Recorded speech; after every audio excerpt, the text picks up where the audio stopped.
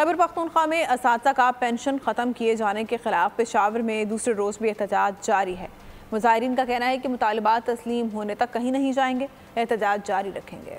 Peshawar education directorate میں اساتذہ کا کنٹری فنڈ پینشن اسکیم کے خلاف آج دوسرے روز بھی احتجاج۔ ینگ ٹیچرز ایسوسی ایشن کے احتجاج میں صوبے کے مختلف اضلاع سے اساتذہ شریک۔ مظاہرین کا کہنا ہے کہ حکومت 33,000 سے زائد اساتذہ کو پینشن سے محروم کر رہی ہے، جو کسی صورت منظور نہیں۔ مطالبات کی منظوری تک یہاں بیٹھے رہیں گے۔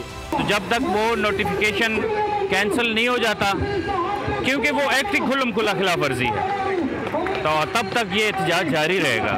ہم اپنے حق کے لیے نکلے ہیں، ہم یہاں پہ کوئی غیر قانونی یا غیر جو کام کے لیے نہیں آئے، ہم اپنے حق چھیننے کے لیے آئے، جو ہمارا حق ہے وہ ہمیں دینا چاہیے۔ محکمہ تعلیم خیبر پختونخوا کے مطابق اساتذہ کے ساتھ گزشتہ روز مذاکرات ہوئے، لیکن معاملہ اٹھانے کی یقین دہانی کے باوجود اساتذہ سڑکوں پر نکلے۔ مظاہرین نے واضح کر دیا کہ جب تک 2018 سے بھرتی ہونے والے اساتذہ کو پینشن نہیں دی جاتی، احتجاج جاری رہے گا۔